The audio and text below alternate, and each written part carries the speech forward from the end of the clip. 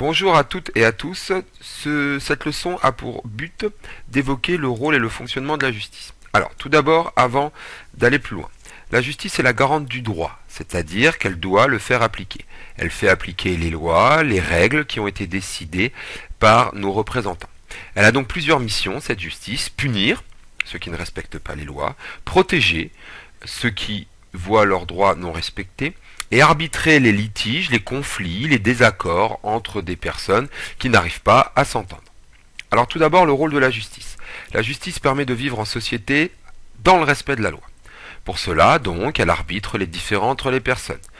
Ce règlement des litiges, c'est ce qu'on appelle la justice civile. Elle est fondée sur un code de loi qu'on appelle le code civil. Elle peut aussi sanctionner, punir tous ceux qui enfreignent la loi. Ainsi, c'est la justice pénale, fondée sur un code de loi qu'on nomme le code pénal. Dans ce cas, elle va punir toutes les infractions et elle va protéger les droits de chacun. Il existe différents types d'infractions, selon leur gravité. La contravention, qui généralement se solde par une amende. Le délit, qui évidemment peut se solder par une amende, mais également des travaux d'intérêt généraux, voire de la prison. Et l'infraction la plus grave, le crime, qui généralement voit la peine assez lourde au niveau de la prison, voire la réclusion à perpétuité, c'est-à-dire la prison à vie.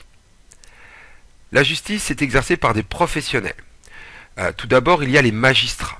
Alors, deux types de magistrats importants. Le juge, qui lui donc va écouter les parties, va prononcer un jugement en accord avec les lois regroupées dans les codes. Le procureur de la République, qui lui va accuser la personne, va soutenir l'accusation et protéger les victimes. Il y a ensuite les auxiliaires de justice, c'est-à-dire des gens qui interviennent dans les procédures judiciaires. Alors il y a les greffiers, qui est la personne qui va donc prendre en note les débats, qui va s'assurer du bon déroulement de la procédure. Il y a les huissiers qui interviennent aussi dans le bon déroulement de la procédure, vérification, aide des juges et des différentes personnes de la justice. Il y a les avocats qui évidemment sont là pour défendre que ce soit les victimes mais aussi les gens qui sont là comme accusés. Et puis il y a tous les experts qui peuvent intervenir par demande des juges, des procureurs ou de l'avocat pour appuyer ce qu'ils disent. Ça peut être des experts scientifiques, ça peut être des experts médicaux, selon les cas rencontrés. Pour finir, les principes. Pour être juste, la justice doit suivre des grands principes. Alors, quels sont ces grands principes? Nous allons les voir tout de suite. Pour être juste, la justice doit suivre plusieurs grands principes, tels que l'impartialité, l'indépendance, la gratuité, qui permettent de garantir l'égalité face à la loi. Ça veut dire que il faut des juges qui ne prennent pas parti pour l'un ou l'autre des personnes présentes, c'est-à-dire soit pour l'accusé, soit pour la victime. L'indépendance, c'est-à-dire que personne ne puisse influencer la décision d'un juge, un homme politique ou une personnalité influente ou riche. Et la gratuité, c'est-à-dire qu'il n'y ait pas de différence entre quelqu'un de très riche et quelqu'un de très pauvre. Ils doivent pouvoir être défendus de la même manière. C'est ce qu'on appelle le droit à un procès équitable. Il y a d'autres grands principes. La procédure contradictoire, c'est-à-dire que les arguments de chacune des parties doivent être écoutés avec la même intention, avec le même temps. Et d'ailleurs, la personne qui est accusée est celle qui doit parler en dernier. La présomption d'innocence, qui ne reconnaît une personne coupable qu'à l'issue du verdict, c'est-à-dire où on décide qu'elle est coupable. Pourquoi est-ce important? Car sinon, on pourrait déclarer une personne coupable avant même d'avoir pu vérifier les dires de chaque partie. Le droit à la défense, c'est-à-dire que tout le monde doit pouvoir se faire défendre, quelle que soit la personne, quels que soient les actes qu'il ait pu commettre.